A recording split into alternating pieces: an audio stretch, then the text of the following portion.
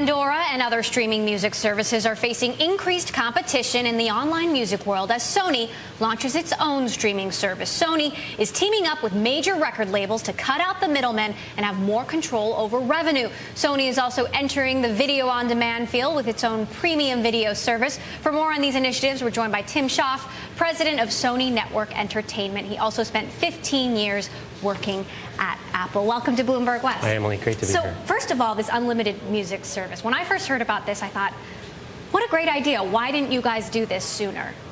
Well, we were looking at the music industry for quite a while before we decided to jump back in. As you know, there's quite a number of players in the market today. And we wanted to make sure that our products were going to be ready to be able to really highlight this service.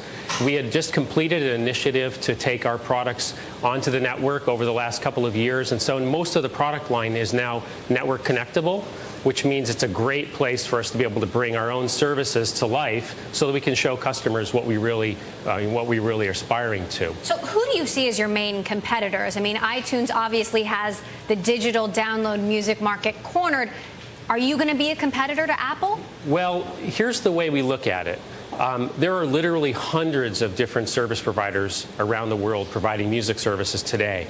But one of the things that we've noticed is that almost a large majority of the customers have never purchased a downloadable song from iTunes. And then on top of that, when we look at all these other service providers, companies like Pandora and Spotify and others, one of the things that we notice is that they have very little money to be able to get into the market and drive their businesses forward. And we looked at the assets that Sony has and we said, this is a great combination. We've got a great opportunity because we're going to have hundreds of millions of products in the market that can offer these services. We've got distribution, we've got the capability to market and really invest in these capabilities over the long run. And we thought that would be a great, powerful combination as we try to capture this new marketplace. Tim, what do you mean drive their businesses forward? I mean, Pandora's raising some money in an IPO right now. They've put a lot of venture money to work for many years. Their business is growing really quickly in terms of users, and even revenues are growing. What aren't they doing that you'd be doing if you were them? Well, I think one of the big challenges for these companies is to be able to make a profit and be able to run the business long enough. That's a crazy idea for it's a concept. A new company. You know, we announced earlier this year that we are targeting $3 billion of revenues by 2013 with a healthy 10% operating profit. So we think that we're going to be in a position to be able to bring something of value to the customers as well as to the market.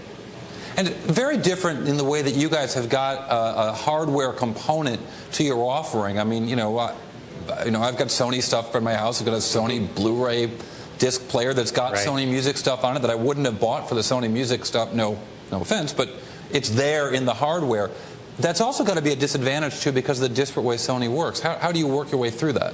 Well, this has been one of the great aspects of the project over the last couple of years. We have been able to work with our partners around the company who build these devices, and we've been able to integrate the software that we need into the devices at the same time that we've been building the power of the network over the last 4 years, starting with the PlayStation 3 back in 2006. Over the past 4 years, we've been able to get more than 74 million registered accounts into that service infrastructure. So it's a very strong foundation. And now that our products are all networked, we have a great opportunity to be able to tell our story. All right, Tim, stick around. We're going to talk to you a little bit more after the break about the video-on-demand offering that you guys have. And I want to talk to you about the video-on-demand service that you've started rolling out. Big competitors in the market already, Netflix, Amazon. Obviously, they have a huge head start. How do you compete with that? Well, we've got a very large installed base of PlayStation 3s in the world. We've got tens of millions of customers. We're taking a global approach from the beginning, so we're not just operating a service here in the U.S. We're already live in 9 countries around the world.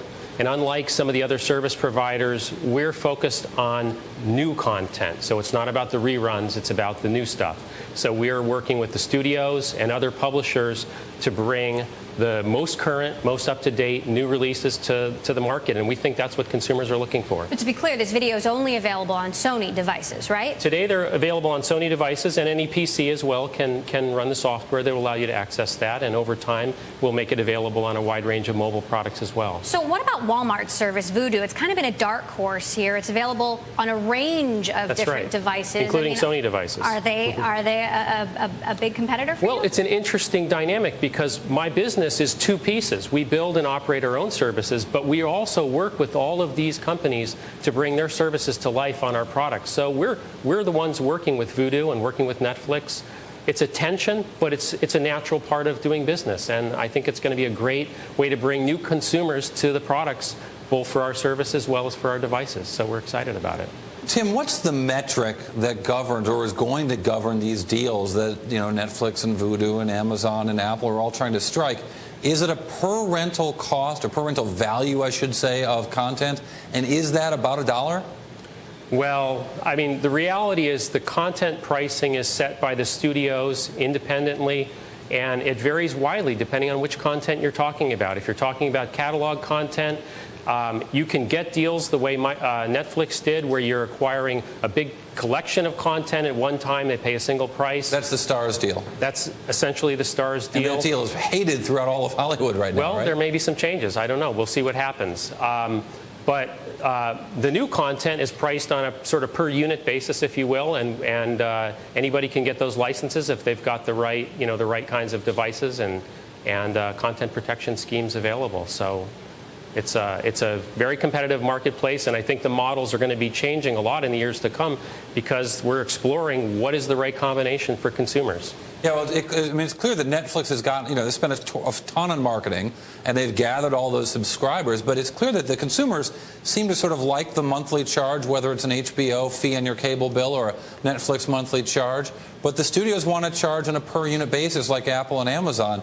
Do you get a sense of where that battle is right now in terms of which business model is going to win? It's a dynamic and really fascinating issue because on the video side, everybody says we love subscriptions. On the music side, everybody says, I'm not sure the subscription is the perfect model. And we think they're both powerful in certain ways, and we're going to be investing in subscriptions as well as in so-called a la carte models. How about this tension between the studios and the movie theaters? I mean, how soon do you plan to show your movies on demand as opposed to in the theaters?